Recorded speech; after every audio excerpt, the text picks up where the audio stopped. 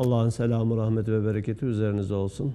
Sevgili dostlar, 14. sözün zeylini yani ek parçasını okuyoruz. Burada zelzele ile alakalı soru ve cevaplara kısa kısa açıklamalar var. En son وَاتَّقُوا فِتْنَةً لَا تُصِيبَنَّ الَّذ۪ينَ ظَلَمُوا مِنْكُمْ خَاصَّةً. Yani öyle bir musibetten, beladan sakının ki geldiği zaman sadece zalimlere gelmez, masumları da, mazlumları da yakar. İşte bu deprem gibi, sel gibi veya işte bu koronavirüs gibi, tsunami gibi dünyada olan musibetler veya sosyal olaylar, yani bir toplumun başına gelen diyelim ekonomik bir deprem yahut sosyal bir olay, 15 Temmuz'da olduğu gibi böyle sosyal olaylarda da bunu gördük. Yani geldiği zaman sadece zalimler yanmıyor, zalimler kaybetmiyor. Arada mazlumlar da, masumlar da kaybediyor. Neden? İşte bu ayet-i kerime söylüyor. Masumlar da kaybeder ama masumlar aslında kaybetmez, zarara uğrayabilir. Onların zararları arkasında kar vardır. Onlar öyle imtihan ediliyorlar. İşte günahlarına kefaret olur böyle olaylarda çektikleri sıkıntılar, acılar. Günahlarını affettirir, ruhlarını olgunlaştırır. Kayıpları olmuşsa mali kayıpları sadaka hükmüne geçer. Can kaybı olursa manevi şehit sayılırlar. Dolayısıyla Allah izin vermedikçe hiçbir şey olmaz. Allah izin verdiğine göre, Allah'ın kontrolünde olaylar cereyan ettiğine göre mümin için kayıp söz konusu değildir. Bu oldukça teselli verici bir olaydır. Yoksa bu olayların böyle sadece maddi sebeplerle açıklanması, Allah'la alakasının kesilmesi, o kayba uğrayanlara bir haksızlıktır, bir zulümdür. Çünkü yani tesadüfen böyle kayıplar geliyorsa neden bana geliyor, niçin bana geliyor, bir karşılığı da yoksa bunu nasıl dayanacağım diye hayal kırıklığı doğurur. Dolayısıyla ümitsizliğe yol açar. Onun için bunları Allah'tan bağımsız böyle sadece maddeyle, maddi sebeplerle izah etmek masumlara ve mazlumlara karşı işlenmiş bir cinayet olur, bir haksızlık, bir zulüm olur. Hatta bütün herkese karşı demiştik, bunu genellemiştik. Çünkü şimdi de gelecek yani böyle olaylar her an olabilir. Yani olmuşlar bir tarafa, her an her şey olabilir. Ne yapacağız yani şimdi? Korku içinde mi yaşayacağız? Değil mi? Bir ümidimiz yok mu? Değil mi? Güven duymaya insanların ihtiyacı vardır. Güven içinde olduklarını hissetmeye, çocukların özellikle, ama genelde büyüklerin de, hepimizin de ihtiyacı vardır. Benim kızım küçükken böyle beşiği yanımızdaydı. Baba 2 yaşında, yani 1 yaşında, 2 yaşında. Elini uzat derdi. Hemen yanımızda beşiğin içinde ama gene de elimi tutarak uyurdu. Baba derdi yani elimi tut. Elimi tutması, elimin elinde olması ona güven verirdi. Sonra uyandığında bakardı ki işte elimi çekmişim. Sonraları derdi ki baba uyuduktan sonra da elini çekme. Yani uyuduktan sonra da elini çekme.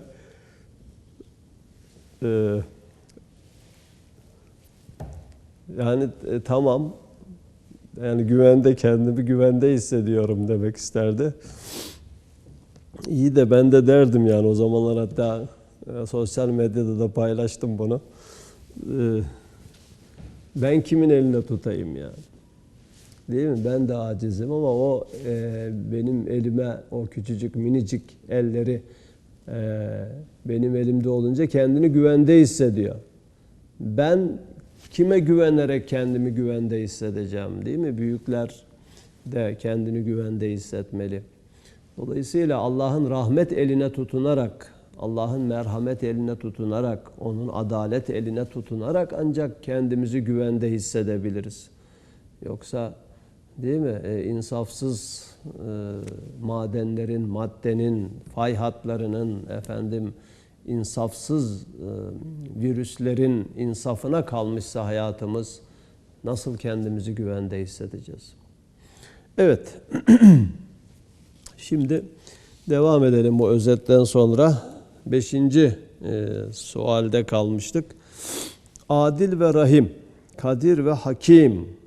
Cenab-ı Hakk'ın sıfatları bunlar, isimleri. Adil, adalet sahibi ve Rahim, merhamet sahibi, Kadir, kudret sahibi ve Hakim, hikmet sahibi. Yani boşu boşuna bir şey yapmayan, her şeyi hikmetle yaratan Allah neden hususi hatalara hususi ceza vermeyip koca bir unsuru musallat eder? Koca bir unsuru musallat eder. Mesela toprak unsuru, değil mi, zelzelede, veya su unsuru tsunami'de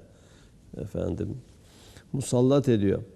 Bu hal cemali rahmetine ve şumulu kudretine nasıl muvafık düşer?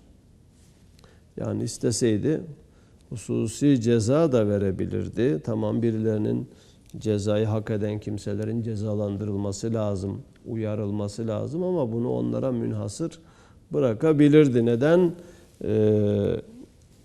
Koca bir unsuru musallat ediyor bunun için. El cevap. Kadir Zülcelal her bir unsura çok vazifeler vermiş. Ve her bir vazifede çok neticeler verdiriyor. Yani her şeyin bir tane değil. Bir ağacın, diyor bir yerde, ne kadar meyveleri varsa her meyvenin o kadar gayeleri var. O kadar gaye. Yani tek bir şeye münhasır değil. Sadece bizim anladıklarımıza münhasır değil. Burada unsurlar için de aynı şey geçerli. Kadir Zülcelal her bir unsura çok vazifeler vermiş ve her bir vazifede çok neticeler verdiriyor. Bir unsurun bir tek vazifesinde bir tek neticesi çirkin ve şer ve musibet olsa da sair güzel neticeleri bu neticeyi de güzel hükmüne getirir. Eğer bu tek çirkin netice vücuda gelmemek için insana karşı hiddete gelmiş o unsur o vazifeden men edilse, o vakit o güzel neticeler adedince hayırlar terk edilir ve lüzumlu bir hayrı yapmamak şer olması haysiyetiyle o hayırlar adedince şerler yapılır. Ta bir tek şer gelmesin gibi gayet çirkin ve hilaf-ı hikmet ve hilaf-ı hakikat bir kusurdur. Kudret ve hikmet ve hakikat kusurdan münezzehtirler. Kudret ve hikmet ve hakikat kusurdan münezzehtirler. Yani bu Cenab-ı Hakk'ın şerri yaratması şer değil. İnsanın şerri işlemesi, şerri buradaki bağlamında, yani cezayı hak etmesi, hak edecek hatalar yapması, günahlar işlemesi şerdir. Ama Cenab-ı Hakk'ın onu yaratması şer değildir. Çünkü yaratmanın çok neticeleri var, yani sadece o değil. Birçok maksatları var, birçok hikmetleri var. İşte yağmur örneği veriliyor, ateş örneği veriliyor, değil mi? Yağmurun yağmasında veya ateşin halkında çok hayırlı neticeler var. Ama bu arada yani birinin evi de yanabilir, çocuğu da yanabilir, kendisi de yanabilir. Veya yağmurdan sel olur işte, değil mi? Evler yıkılıyor, insanlar ölüyor. Dolayısıyla sadece o değildir yani. Yağmur unsurunun, ateş unsurunun böyle çok hayırlı neticeleri olduğu gibi, yani birinin evi yanacak diye Veyahut da birisi yağmurdan ıslanacak diye veya sel onu boğacak diye Allah yağmur yağdırmasaydı, yani su unsurunu veya ateşi yaratmasaydı, ateş unsurunu vazifesinden men etseydi, o zaman birçok hayırlı neticeler de engellenmiş olurdu. Ateşin olmadığı bir dünyada kimse yanmazdı ama hayat da devam edemezdi. Yani yemeğimizi değil mi pişiremezdik efendim. Veyahut da soğuktan korunamazdık, donardık. Yahut da işte sanayi ve teknoloji gelişmezdi, değil mi? Hepsi böyle demirin ateşte eritilip şekillendirilmesiyle sanayi devrimi gerçekleşti, yaşandı. Bütün bunlar olmazdı, yani hiçbir icat olmazdı. Bu sefer ne olurdu? Onların olmaması çok şer olurdu. Çok şer olurdu. Hayrı kesir için şerri kalil kabul edilir. Yani çok hayır için az şer kabul edilir. Yoksa o az şer de olmasın diye çok hayrı netice verecek bir olay yaratılmasaydı, bu sefer çok hayrın olmaması çok şer demektir. Çok şer meydana gelmiş olurdu ki Cenab-ı Hak çok şerden münezzehtir. Evet. Bu ateşle yağmur unsurları gibi toprak unsuru, yani zelzele toprak unsuruyla bağlı olduğu için veya yerin altındaki işte taş tabakaları, madenlerin hareketi efendim, bunların da yani çok faydalı neticeleri var. Değil mi? Yanardağların püskürmesi, adeta dünyanın nefes alması, yani içindeki o sıkışıklıkların gidermesi, dünyanın rahatlamasına neden oluyor. Yoksa bunlar olmasaydı o sıkışıklık bir noktada patlar, dünya bütünüyle paramparça olurdu. Evet. Hatta bu deprem çiçekleri diye, bunu da yad edelim. Şaban Doğan bizim meslektaşımızdı, öğretmen arkadaşımızdı. Aynı zamanda İstanbul'da ben çalışırken yayın evi vardı. İşte benim ilk kitaplarımı o yayınladı. Gençliğin Arayışları, Cennet Çocukları kitaplarını çok yardımı oldu. Allah razı olsun, Allah rahmet etsin. Vefat etti genç yaşta. Dünyadan ayrılmasını ilahi hikmet kader takdir etti. Bu Marmara depreminden sonra 99'daki Deprem Çiçekleri isimli bir kitap ortaya çıkardı. Adı Deprem Çiçekleri, bak bahar çiçekleri gibi. Demek ki birçok faydalı tarafları da var. Onları dile getiren ilginç de bir isim koydu kitabına. Deprem Çiçekleri. Evet. Kudret ve hikmet ve hakikat kusurdan münezzehtirler. Madem bir kısım hatalar unsurları ve arzı hiddete getirecek derecede bir şumullü isyandır ve çok mahlukatın hukukuna bir tahkirli tecavüzdür. Elbette o cinayetin fevkalade çirkinliğini göstermek için koca bir unsuru külli vazifesi içinde onları terbiye et diye emir verilmesi, koca bir unsura külli vazifesi içinde onları terbiye et diye emir verilmesi aynı hikmettir ve adalettir ve mazlumlara aynı rahmettir. 6. sual. Zelzele küre-i arzın içinde inkılabat-ı madeniyenin neticesi olduğunu ehli gaflet işa edip, yani böyle yayıp adeta tesadüfi ve tabii ve maksatsız bir hadise nazarıyla bakarlar. Bu hadisenin manevi esbabını ve neticelerini görmüyorlar ki, burada yukarıdan beri anlatılan yani manevi sebepleri var. Bunları görmüyorlar ki intibaha gelsinler. Bunların istinad ettiği maddenin bir hakikati var mıdır? Maddenin bir hakikati var mıdır? El cevap, dalaletten başka hiçbir hakikati yoktur. Sadece bu maddi sebeplerle açıklanması hakikaten dalalettir diyor yani. Dalalet. Yani hak yoldan sapmaktır. Maddenin öyle. Dalaletten başka hiçbir hakikati yoktur.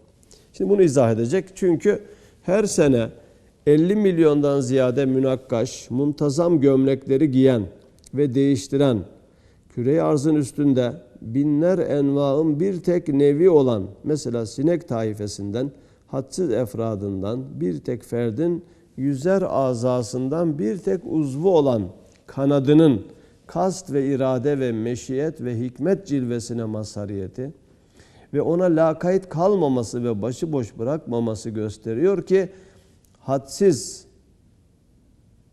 zişuurun beşiği ve anası ve merciği ve hamisi olan koca küre-i arzın ehemmiyetli ef'al ve ahvali, belki hiçbir şey cüz'i olsun külli olsun irade ve ihtiyar ve kast-ı ilahi haricinde olmaz. Evet.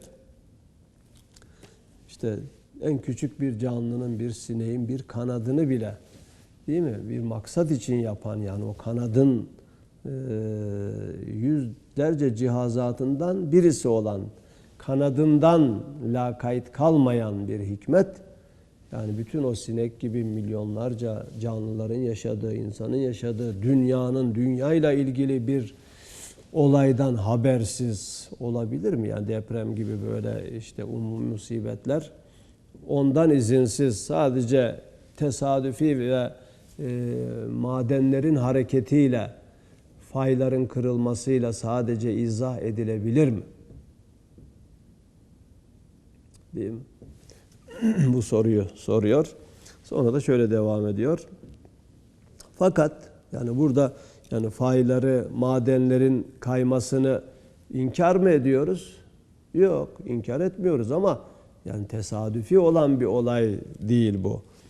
Onu söyleyecek. Fakat kadir-i mutlak hikmetinin muktezasıyla zahir esbabı tasarrufatına perde ediyor.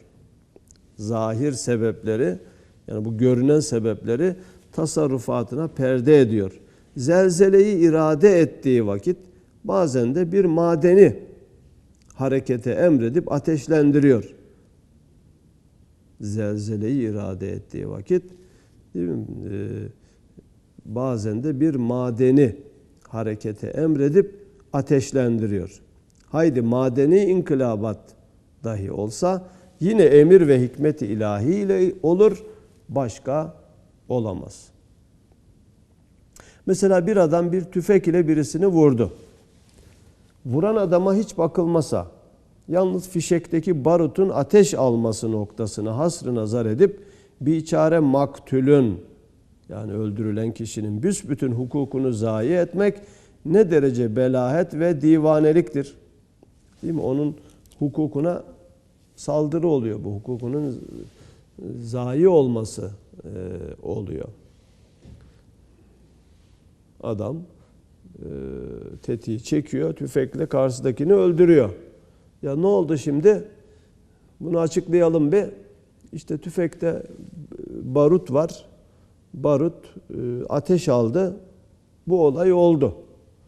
İyi de tüfekteki barut ateş aldı ama sadece bununla mı açıklanır bu olay yani? Tetiği çekenin, bu işi planlayanın, değil mi? O barutu o fişeye koyanın bu işte hiç müdahalesi yok mu yani? Değil mi? Kendi kendine barut ateş alır mı? Değil mi? Böyle dense o zaman o maktulün hukuku ziyan edilmiş olur. Niye? Çünkü kimi suçlayacaksın yani? Veya onun diyetini kim ödeyecek? Değil mi? Diyet ödeme. O zaman ona ve yakınlarına zulüm yapılmış olur. Çünkü diyeti ödenmeyecek. Şimdi böyle olayları da sadece böyle maddeyle, madeni inkılabatlarla, fay kırılmasıyla açıklayıp ondan sonra ilahi iradeden alakasını kesmek aynı şekilde bu olaylarda zarar görenlere zulümdür. Zulümdür. Tamam, onları görüyoruz, inkar etmiyoruz ama yani kendiliğinden onlar tesadüfen olan şeyler değil. Bu işi, değil mi, planlayan ve çok hikmetleri olan, çok hikmetle bu olay üzerinden değil mi, çok hikmetli neticeler yaratan bir yaratıcının kontrolünde oluyor demek, o zaman zarar görenlerin de zararını tazmin edecektir. Değil mi? Onlara karşılığını verecektir. Kimse bir şeyini boşu boşuna kaybetmiş olmuyor. Yahut kalanlar böyle bir korku içinde yaşaması gerekmez. Allah'ın izni olmadıkça bir şey olmaz. Tedbirimizi yine alalım ama Allah'ın koruması altında olduğumuzu bilerek de güven içinde hayatımızı devam ettirelim. Daha iyi değil mi? Yani sadece maddeyle, madenle açıklanmasından, değil mi, çok daha faydalı değil mi Kur'ani olan bu açıklamalar? Evet.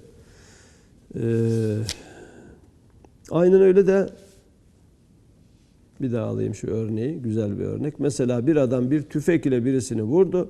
Vuran adama hiç bakılmasa, yalnız fişekteki barutun ateş alması noktasına hasrı nazar edip biçare maktulün büsbütün hukukunu zayi etmek ne derece belahet ve divaneliktir. Aynen öyle de Kadir Celal'in musakhar bir memuru, belki bir gemisi, bir tayyaresi olan, küre-i arzın içinde bulunan ve hikmet ve irade ile iddihar edilen, hikmet ve irade ile iddihar edilen, yani orada biriktirilen bir enerjiyi, bir bombayı ehli gaflet ve tuğyanı uyandırmak için ateşlendir diye olan emri Rabbani'yi unutmak ve tabiata sapmak hamakatin en eşneğidir.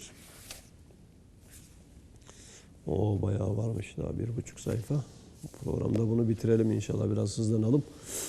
6. sualin tetimmesi ve haşiyesi, ehli dalalet ve ilhat mesleklerini muhafaza ve ehli imanın intibahlarına, yani böyle olaylardan ehli imanın bir defa uyanması lazım önce, bakın.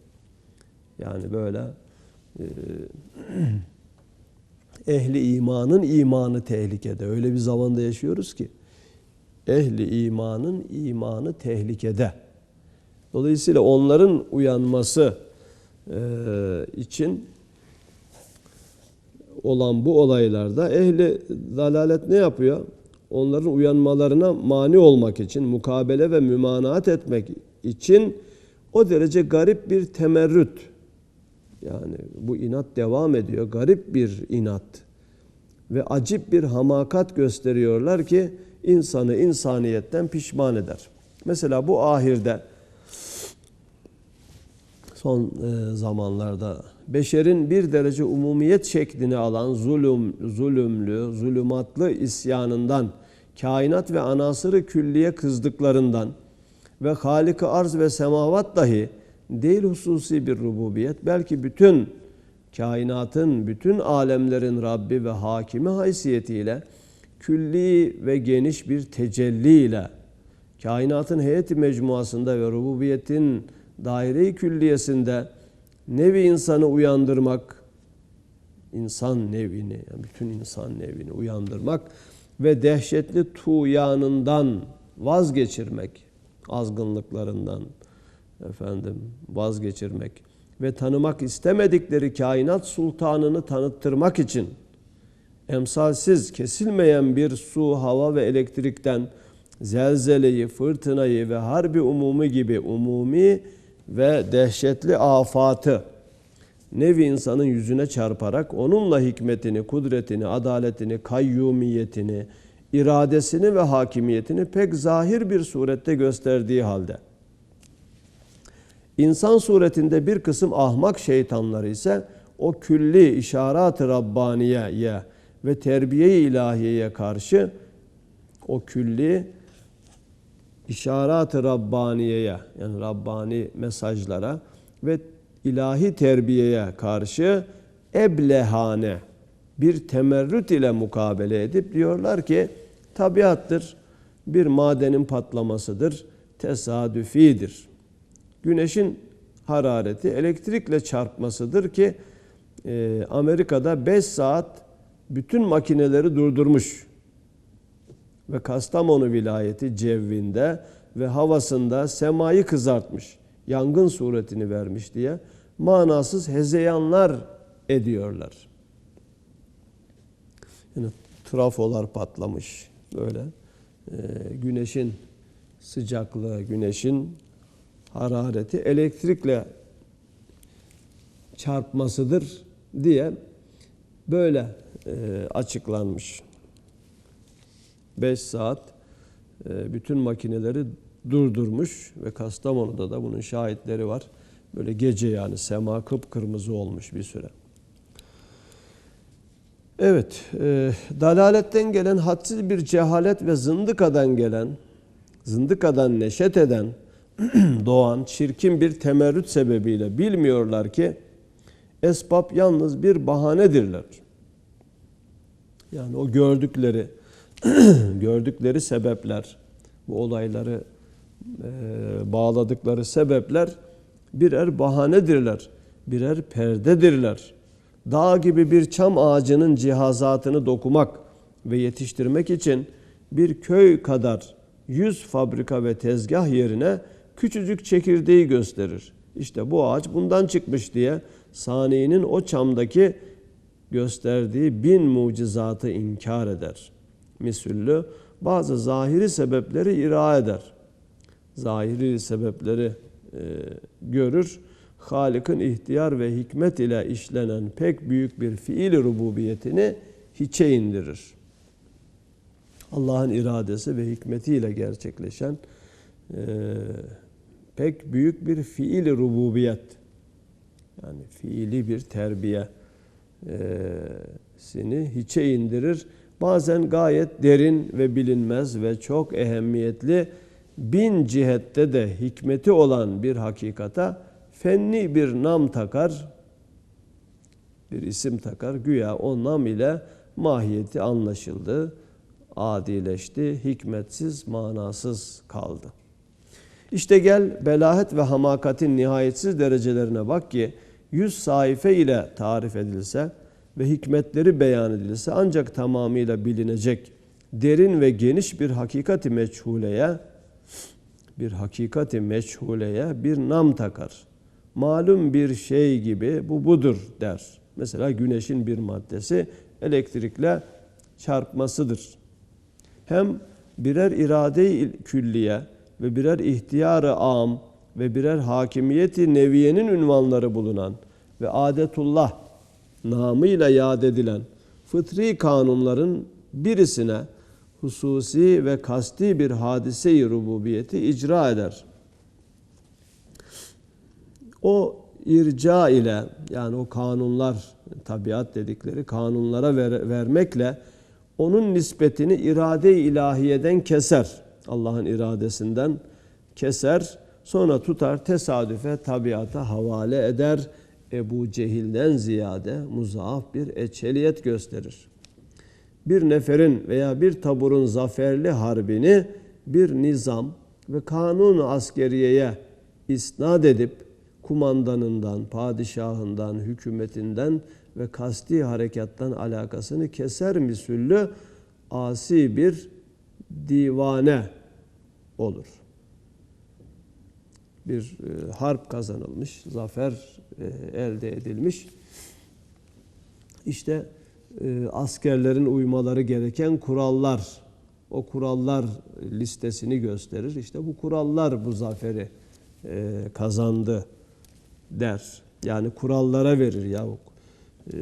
Kurallar zafer kazanır mı? Değil mi?